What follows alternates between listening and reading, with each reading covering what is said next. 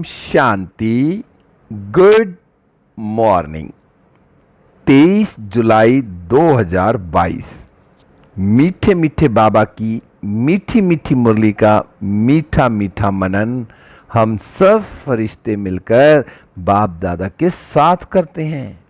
बाप दादा संदली पर बैठे हैं और हम सब फरिश्ते बाप दादा के सामने बैठे हैं।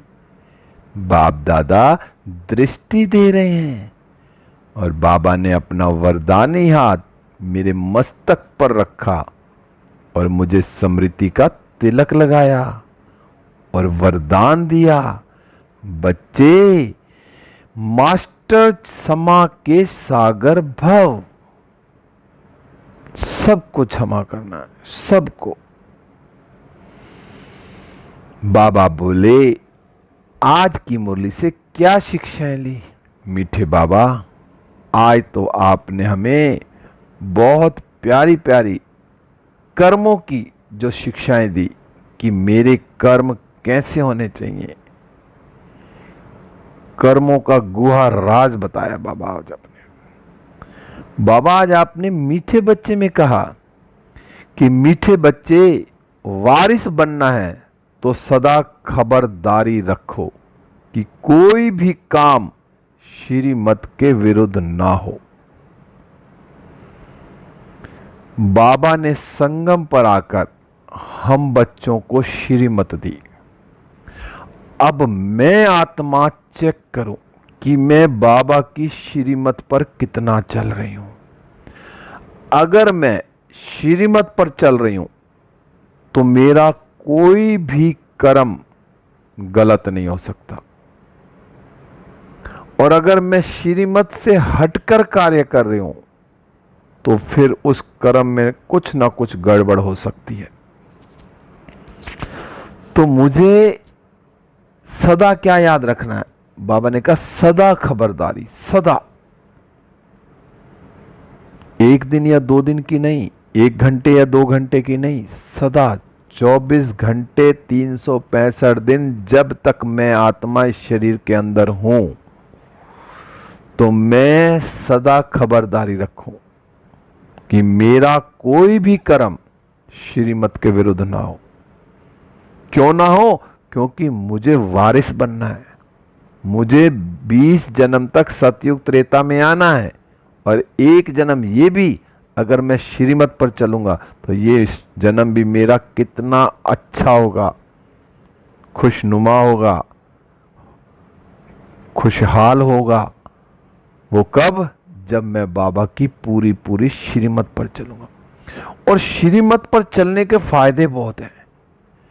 श्रीमत पर चलने से ना, एक तो आत्मा हल्की रहती है,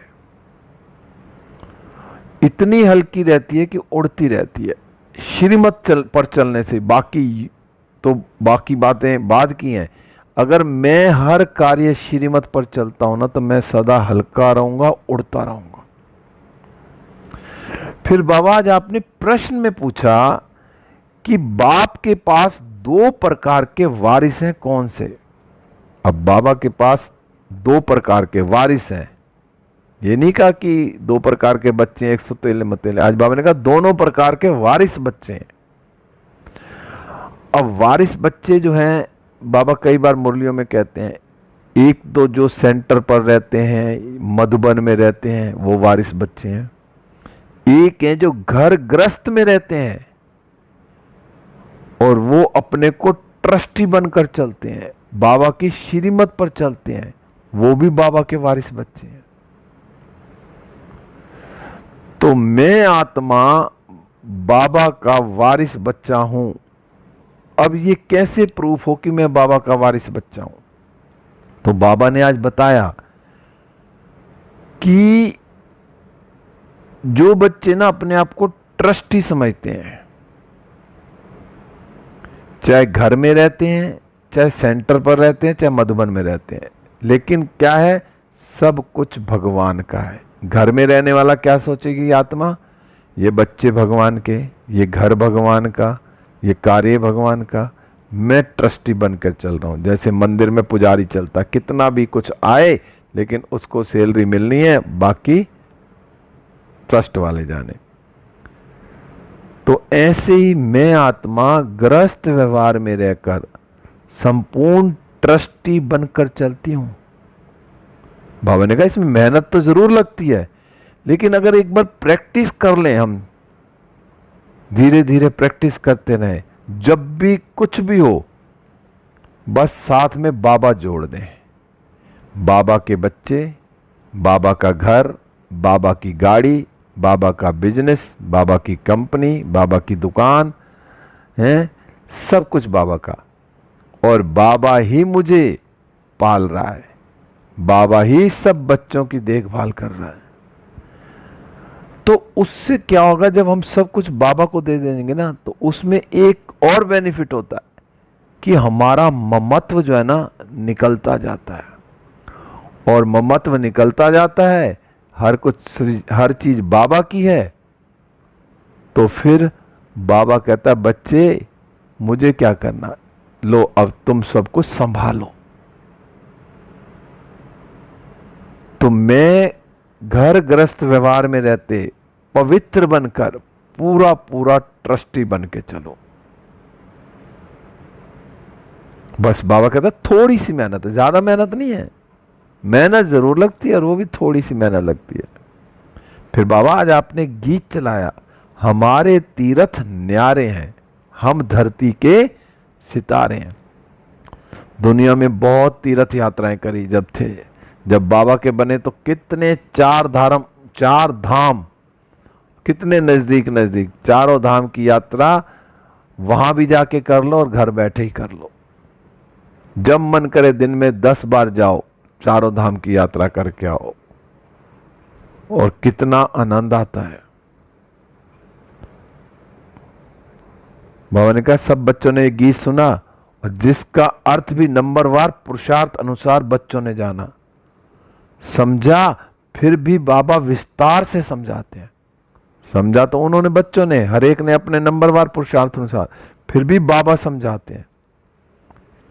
बाबा ने कहा दुनिया में और कोई नहीं जानते कि परम पिता परमात्मा जो पतित पावन है उनकी बहुत महिमा है। दुनिया में अभी नहीं जानते, कहते तो हैं भगवान सब कुछ करता है, महिमा नहीं जानते। क्यों? अगर महिमा जानते ना, उनको फिर सर्वव्यापी नहीं कहते। अभी एक तरफ से तो कहते हैं कि भगवान कण कण में है, इधर उधर है। बाबा ने कहा फिर महिमा कहाँ जानते हैं, फिर तो गाली दे दी, क्योंकि यथार्थ रीति महिमा नहीं जानते। और बाबा ने हम बच्चों को अब यथार्थ रीति समझाया है कि बच्चे बाबा की महिमा क्या है, क्योंकि बाबा सर्वव्यापी नहीं है। तो मैं आत्मा अच्छे से जान गया कि गॉड इज वन, परमात्मा एक है, शिव बाबा, बाकी सब क्या है, देवी देवता हैं। बाबा ने कहा ये है तुम्हारी चैतन्य यात्रा। अब चैतन्य यात्रा चल रही है। फिर बाद में बाबा ने कहा जिसके यादगार फिर भक्ति मार्ग में ये यात्रा चली आती है। फिर बाबा ने कहा कि तुम बच्चे जानते हो। अब बाबा कहते हैं तुम बच्चे जानते हो, क्योंकि बाबा ने ही हमें आके समझाया ना, जब ही तो जानते हैं। अब क्या जानते हैं हम, कि अभी वही पूज्य देवी देवता जो पुजारी बने थे वही ब्राह्मण बने हैं, फिर सो देवता बनेंगे। अब मैं आत्मा जो पहले क्या जी थी, देवी देवता थी, पूज्य, और अब पुजारी बन गए, और अब पुजारी से क्या बन गए, ब्राह्मण बन गए, क्योंकि हमें बाबा मिला। बाबा ने हमें अडॉप्ट किया ब्रह्मा के थ्रू, तो हम ब्रह्मा कुमार कुमारियां बने। अब ब्राह्मण से हम क्या बन रहे हैं, देवता बन रहे हैं। देवता बनने की पढ़ाई पढ़ रहे हैं, और वो कौन पढ़ा रहा है, शिव बाबा स्वयं हम बच्चों को पढ़ा रहे हैं। क्योंकि बाबा ने आके हमें कर्म अकर्म और विकर्म का ना राज बताया, गुहा गति बताई है। बाबा ने ही बताया कि जो भविष्य नई दुनिया में ना हमारे कर्म क्या होंगे, अकर्म होंगे। और अभी तो क्या है, कलयुग में तो कर्म क्या होते हैं, विकर्म बनते हैं। और अब बाबा के बनने के बाद मैं कर्म सुकर्म कर रहा हूं। अभी भी तो कोई ऐसे कर्म नहीं कर रहा जो विकर्म बन रहे हैं। अब तो मेरा हर कर्म सुकर्म हो, क्योंकि हम जो कर्म कर रहे हैं, इस समय बाबा बैठ के ना हमें अच्छा कर्म सिखा रहे हैं, अच्छे कर्म हम सीख रहे हैं। बाबा कहते हैं कभी किसी को दुख भी नहीं देना है। अब श्रेष्ठ कर्म क्या थे, 2-4 दिन पहले मुरली में आया था कि श्रेष्ठ कर्म क्या है, तो दीदी ने बोला 10-15 पॉइंट लिखो, और सबसे पहला श्रेष्ठ कर्म क्या था, बाबा का परिचय देना। तो मैं श्रेष्ठ कर्म कर रही हूं कि श्रेष्ठ कर्म सबसे पहले उठते ही मैं अमृत वेला करती हूं, यह भी श्रेष्ठ कर्म है। मैं मुरली सुनने सेंटर पर जाती हूं, यह भी श्रेष्ठ कर्म है। मैं नुमा शाम योग करती हूं, यह भी श्रेष्ठ कर्म है। मैं बाबा की याद में खाती पीती हूं, उठती हूं, सोती हूं, यह भी श्रेष्ठ कर्म है। जहां भगवान की याद में हम काम करेंगे वो सारे श्रेष्ठ कर्म है। जहां हम भगवान को भूल गए वहां कुछ ना कुछ गड़बड़ होने के चांस है। मैं किसी को दुख तो नहीं देती, मैं सबको सुख देती हूं, यह भी श्रेष्ठ कर्म है। मनसा वाचा कर्मणा मैं सबके लिए दुआएं देती हूं, सबका भला हो, सबका भला हो, सारे विश्व का भला हो, यह भी श्रेष्ठ कर्म है।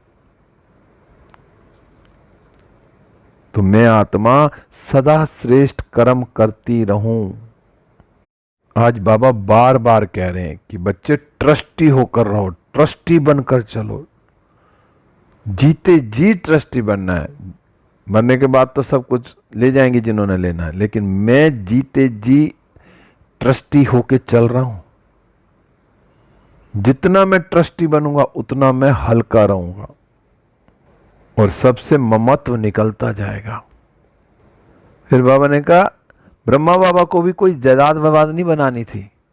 बाबा ने आते अपना सब कुछ क्या दिया, एक संस्था बन गई, 5 बहनें आ गई, उनके स्फुर्द कर दिया सब कुछ। उसके बाद बाबा को कुछ नहीं चाहिए, शिव बाबा को भी कुछ नहीं चाहिए, ब्रह्मा बाबा को भी कुछ नहीं चाहिए। शिव बाबा किन के लिए बना रहे हैं, बच्चों के लिए। बाबा कहते हैं कई बार मुरलियों में, तुम्हारे रहने के लिए स्थान है, मैंने क्या रहना, मैं तो परम धाम में चला जाऊंगा। और ब्रह्मा बाबा शुरू से ही कुटिया में रहे। तो मैं कितना ट्रस्टी हूं। आज दीदी बता रहे थे कि एक बार एक भाई ब्रह्मा बाबा के आगे एक वार्शल लेके आया, नल की वार्शल। तो बाबा कहते हैं आजकल पैसा भी ऐसे न लगा है, गोल गोल और अंदर से खाली। चाहे वो बाबा ने मजाक में कहा या कैसे कहा, लेकिन बाबा उस टाइम बिल्कुल ट्रस्टी बने। तो सब कुछ पैसा वैसा कुछ नहीं। जैसे गुलजार दादी कहते थे या दादी जान की, पैसे कोई नोट दिखाते थे तो पता ही नहीं भाई कितने का नोट था, क्या था, ऐसे।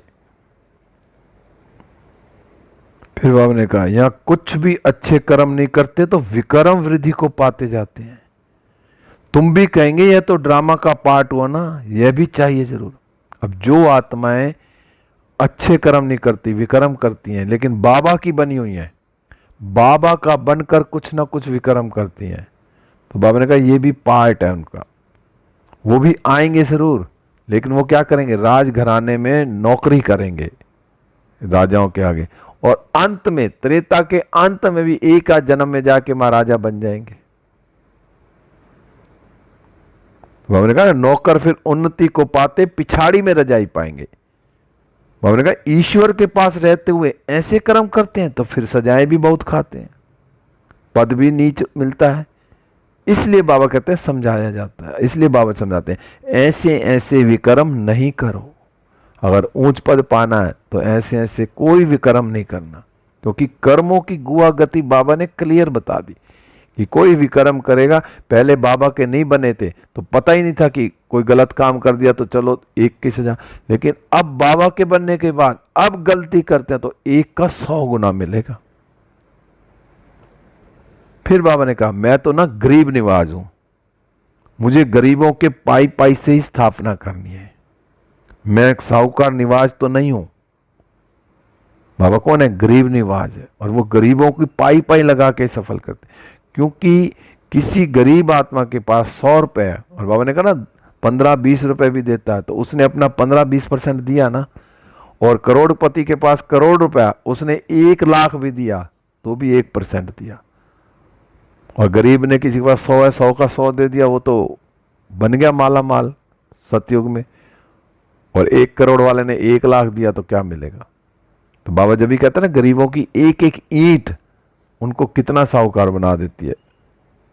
आज बाबा ने एक और कड़ी बात करी, जो कुमारियां अक्सर करके जो गरीब होती है ना, और फिर जब वो ससुर घर जाए, विकार का सौदा हो तब मिले क्या? वसीयत। लेकिन बाबा ने कहा विकार में जाने के बाद गए तो वसीयत मिली तो क्या फायदा, नीचे तो गिर गए ना। बाबा ने कहा यह है विशेष वर्ड, और निर्विकारी कभी किसी के आगे हाथ नहीं जोड़ेंगे। बाबा ने कहा यह किसको पता नहीं है, जो निर्विकारी है ना वही फिर विकारों में गिरते हैं। क्योंकि जब सत्ययुग त्रेता से नीचे उतरे तो हम ही क्या थे? निर्विकारी थे। नीचे उतरते उतरते ये चक्र चलता है, तो वही नीचे गिरते हैं फिर वही ऊपर उठते हैं। बाबा ने आज कहा कि पेट को पट्टी बांधकर भी शिव बाबा को देते हैं। वो गरीब बच्चों के लिए कह रहे बाबा कि पेट को पट्टी बांधने का मतलब कि भूखे रहकर भी एक एक कणा बचाकर भी शिव बाबा को देते हैं। तो जो शिव बाबा को ऐसे बच्चे, जो ऐसी आत्माएं शिव बाबा को देती हैं, तो शिव बाबा उनका कितना ध्यान रखेगा। मतलब जो अपने पेट पर पट्टी बांध कर देते हैं कि भूखे रहकर भी शिव बाबा को देते हैं, तो बाबा क्या देगा उनको? तो उनको देगा ना। फिर आज बाबा ने कहा कि श्रेष्ठ कर्म क्या है, कि 2 चीजें बताई। एक तो शिव बाबा को याद करना और देही अभिमान नहीं बनना। अब मैं शिव बाबा को कितना याद करती हूं, देही अभिमानी बनकर। बाबा ने कहा कि शिव बाबा को कैसे याद किया जाता है यह भी तुम जानते हो। तुम्हारी है याद की यात्रा, तुम्हारी जिस्मानी यात्रा बंद है। अब करना क्या कि बस मैं आत्मा उड़ चली, सेकंड में परम धाम, सेकंड में सूक्ष्म वतन फरिश्ता रूप में, सेकंड में शिव बाबा को स्थूल वतन में बुला लो कि मैं आत्मा भ्रकुटी सिंहासन पर, शिव बाबा परम धाम से ब्रह्मा बाबा के तन में भ्रकुटी में बैठकर बाप दादा सामने आ गए। जैसे चाहे बाबा को याद करना है। बाबा कहते हैं कि बच्चे घर को याद करना है। यह छी छी दुनिया, छी छी पुराना शरीर, मैं तुम्हारा बाप हूं। अब मैं तुम्हें समझा रहा हूं कि ये सारी छी छी दुनिया सबको भूल जाओ। बाबा ने कहा सतयुग से कलयुग तक मनुष्यों की वृद्धि होती जाएगी, क्योंकि सतयुग में क्या थोड़ी सी आत्मा है, और बाद में वृद्धि होते होते कलयुग तक कितनी पहुंच गई। फिर बाबा ने कहा कि जीते जी देह सहित सबसे ममत्व निकाल, ट्रस्टी बनकर रहना। आज बाबा बार बार कह रहे हैं। और श्रेष्ठ कर्म करने हैं। कोई कर्म ऐसा ना हो जो बाबा की श्रीमत के विरुद्ध हो, और कभी भी किसी को दुख नहीं देना, और किसी चीज में भी लोभ भी नहीं रखना, और रोज अपना पोता मेल देना, बाबा को रोज चाट देना, हर घंटे में देना है, रात को भी देना। अगर हर घंटे में देंगे तो हमारे से कोई कर्म गलत होगा ही नहीं, क्योंकि मुझे पता है कि मुझे बाबा को हर घंटे में चाट देना है। और चाट में अगर आ गया कि मैंने किसी को दुख दिया या कोई गड़बड़ करी तो फिर गड़बड़ हो जाएगी ना। तो इसलिए जब बुद्धि में ये रखना है कि मुझे हर घंटे का चाट बाबा को देना है, तो फिर ये भी ध्यान रहेगा कि मैं कोई गलत काम करूंगा ही नहीं, और बाबा की याद में रहूंगा। फिर आज बाबा ने वरदान दिया, मास्टर क्षमा के सागर भव। बाबा ने कहा अपने क्षमा स्वरूप द्वारा शिक्षा देने वाले मास्टर क्षमा के सागर भव। कैसी भी आत्मा सामने हो, क्या मैं सबको क्षमा कर सकती हूं? अगर मैं क्षमा कर रही हूं, चाहे दूसरी आत्मा कैसे भी है, कोई भी कर्म कर रही है, मुझे क्षमा करना है। बस मुझे क्षमा का सागर जो है शिव बाबा, मुझे मास्टर क्षमा का सागर बनना ही बनना, क्योंकि बाबा ने वरदान दिया। बाबा ने कहा यदि कोई आत्मा आपकी स्थिति को हिलाने की कोशिश करे, एक कल्याण की वृत्ति रखे, उसे भी आप अपने कल्याण की वृत्ति से परिवर्तन करो या क्षमा करो। बाबा ने कहा परिवर्तन नहीं कर सकते हो तो मास्टर क्षमा के सागर बन क्षमा करो। अगर किसी को वैसे नहीं क्षमा कर सकते तो भी बाबा ने कहा कि क्षमा के मास्टर क्षमा के सागर बनकर के क्षमा कर दो। बाबा ने कहा आपकी क्षमा उस आत्मा के लिए शिक्षा हो जाएगी। आजकल शिक्षा देने से कोई समझता कोई नहीं, लेकिन क्षमा करना अर्थात शुभ भावना की दुआएं देना, सहयोग देना। सब आत्मा के प्रति शुभ भावना शुभकामना। सामने कैसी भी आत्मा हो, किसी आत्मा ने मेरे साथ कुछ भी किया हो, लेकिन मुझे उसे क्षमा करना। फिर बाबा ने आज स्लोगन में कहा, स्वयं को और सर्व को प्रिय वही लगते हैं जो सदा खुशहाल रहते हैं। दुनिया में भी कहते हैं ना, किसी का चेहरा मुरझाया हुआ, अरे क्या हो गया तेरे को, क्या डूब गया तेरा, कोई जहाज डूब गया, खुश क्यों नहीं रहता? तो दुनिया वालों को भी, स्वयं को भी क्या, दूसरों भी क्या, जो सदा खुशहाल रहते हैं। तो मैं बाबा की श्रीमत पर चलकर सदा खुशहाल हूं, और वही अगर मैं खुशहाल हूं तो स्वयं को भी प्रिय लगूंगा और दूसरी आत्मा को भी प्रिय लगूंगा। तो मुझे सबका प्रिय बनना है, तो मुझे बाबा की श्रीमत पर चलकर सदा खुशी में रहना है। ओम शांति। अब हम उड़ चले बाप दादा के साथ विश्व ग्लोब पर। बाप दादा की किरणें मुझ पर आ रही हैं और मुझसे सारे विश्व में फैल रही हैं। विश्व की सारी आत्माएं सब सतो प्रधान बनती जा रही हैं। प्रकृति के पांचों तत्व, ग्रह, सागर, सब सतो प्रधान, और मैं फरिश्ता बाबा के साथ सारे विश्व में सुख, शांति, आनंद, प्रेम और पवित्रता की किरणें फैलाते हुए सूक्ष्म वतन में बाबा से दृष्टि लेते हुए वरदानों से भरपूर होकर वापिस इस देह रूपी मंदिर में आ गए हैं, बाबा की किरणों के नीचे। ओम शांति, ओम शांति, ओम शांति। शुक्रिया बाबा, शुक्रिया बाबा, हर आत्मा का शुक्रिया।